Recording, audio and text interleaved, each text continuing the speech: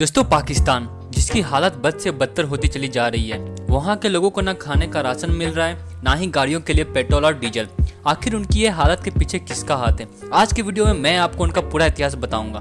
तो फिर चलिए शुरू करते हैं। जो सिचुएशन पाकिस्तान इस पार्टिकुलर टाइम पे फेस कर रहा है, वह इससे पहले ऐसे सिचुएशन में कभी नहीं फंसा है कि सिर्फ एक साल में पाकिस्तान की करेंसी 40% से गिरकर 267 रुपये प्रति डॉलर हो गई है। अब आइए समझते हैं ये सब हुआ कैसे। तो शुरुआत होती है 1947 से, जब भारत और पाकिस्तान अलग हो रहे थे। तो जहां भारत के साइड स्ट्रॉन्ग पॉलिटिकल कंट्रोल था और मल्टीपल लीडर्स थे, लाइक सरदार पटेल, जवाहरलाल नेहरू, महात्मा गांधी इत्यादि। तो वहीं मुस्लिम लीग में जिन्ना के बाद कोई स्ट्रॉन्ग लीडर आया ही नहीं।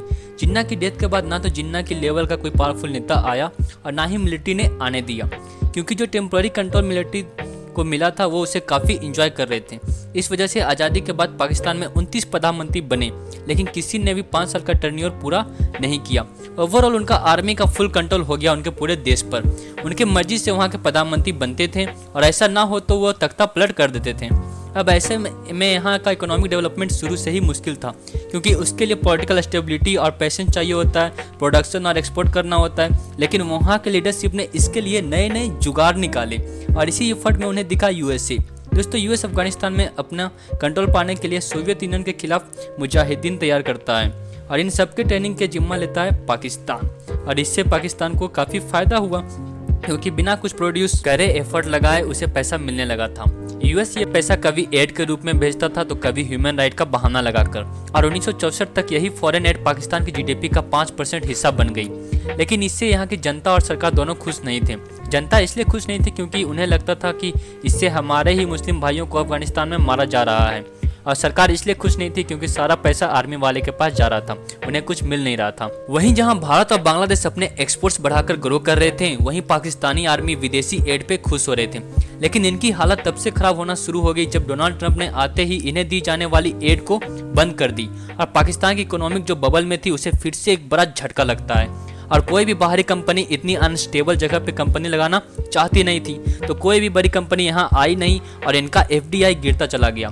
दोस्तों, दुनिया में अलग अलग देश हैं, जिनमें से कुछ की इकोनॉमिक ऑयल से चलती है, कुछ की मैन्युफैक्चरिंग से, या जिनमें से कई की आईटी सेक्टर से या एग्रीकल्चर से भी चलती है। लेकिन पाकिस्तान की इकोनॉमिक एड और लोन से चलती है। अब देखिए, पाकिस्तान की जो करंट क्राइसिस है, इसका सबसे इंपॉर्टेंट प्लेयर है पाकिस्तानी आर्मी। और ये मैं इसलिए बोल रहा हूँ क्योंकि पाकिस्तानी आर्मी अपने डिफेंस बजट में ज़रूरत से कई गुना ज़्यादा खर्च करती है। इनका टोटल बजट में से 15% से ज़्यादा इनकी आर्मी ही ले लेती है। इन्हें अपने लोन का पेमेंट करने के बाद इनका पैसा सबसे ज़्यादा इनकी आर्मी पे ही जाता है। आपने कभी सुना है कोई आर्मी कपड़े, तेल, साबुन ये सब बेचती हो? ये दुनिया की अकेली आर्मी है जो सीमेंट, कपड़े, मीट, इंश्योरेंस, रियल एस्टेट ये सब बेचती है। इनकी आर्मी पाकिस्तान के रियल एस्टेट को भी कंट्रोल करती है और हर जनरल को रिटायरमेंट के बाद प्लॉट पे प्लॉट मिलते हैं। पाकिस्तान में ब्रेड तक भी मिलिट्री कंट्रोल बेकरी से ही मिलती है। यहाँ तक कि पाकिस्तान के बैंक को भी आर्मी ऑन करती है। और आप दुनिया में कहीं भी देखोगे कि एक गरीब देश की आर्मी इतनी अमीर है, बस ये आप पाकिस्तान में देखने को मिलेगा। इनकी आर्मी की तो एक कहावत भी बहुत मशहूर है, जंग कदे जीतिया नहीं, इलेक्शन कदे हारिया नहीं।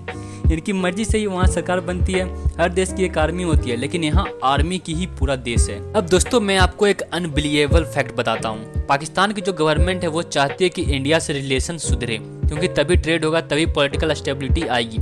लेकिन पॉलिटिकल एनालिसिस जो है वो यह मानते हैं कि पाकिस्तानी आर्मी कभी नहीं चाहती है कि इंडिया से रिलेशन सुधरे, क्योंकि अगर इंडिया से रिलेशन सुधर गए तो ये जो हजारों करोड़ का बजट लिया जाता है आर्मी के नाम पे, उस पर क्वेश्चन उठेंगे। इसलिए आपने नोटिस किया होगा कि जब कभी भी दोनों देशों के बीच कोई ट्रीटी होती है या कोई नज़दीकियाँ आती है या कोई बातचीत शुरू होती है, तो अचानक से टेररिस्ट अटैक हो जाता है। 2008 में पाकिस्तान के फॉरेन मिनिस्टर बातचीत करने दिल्ली आए थे, तो मुंबई में टेररिस्ट अटैक हो गया। 2016 में मोदी जी पाकिस्तान नवाज शरीफ से मिलने गए। उनके आते ही एक हफ्ते के अंदर पठानकोट में टेररिस्ट हमला हो गया। पाकिस्तान के प्रेसिडेंट आसिफ अली जरदारी ने कहा था कि हम इंडिया के साथ no first use policy accept करना चाहते हैं, यानी कि अगर वार हुई तो पहले हम न्यूक्लियर वेपन यूज नहीं करेंगे। जैसे ही ये बात बोली गई, जैसे मोहम्मद ने टेररिस्ट हमला कर दिया।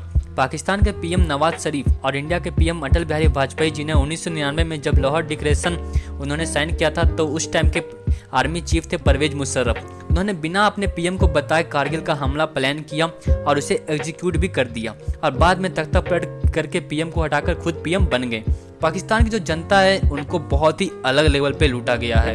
इनका जो करंट सिचुएशन है ये इनकी आर्मी की वजह से ही है और ये तभी सुधरेगी जब देश का कंट्रोल आर्मी से हटकर पॉलिटिशियंस के पास जाएगी। दोस्तों आप कमेंट करके बताओ आपको ये एनालिसिस कैसा लगा, और अगर वीडियो पसंद आए तो प्लीज वीडियो को लाइक कर दो, चैनल को सब्सक्राइब कर ले और दोस्तों के साथ वीडियो को शेयर जरूर करें।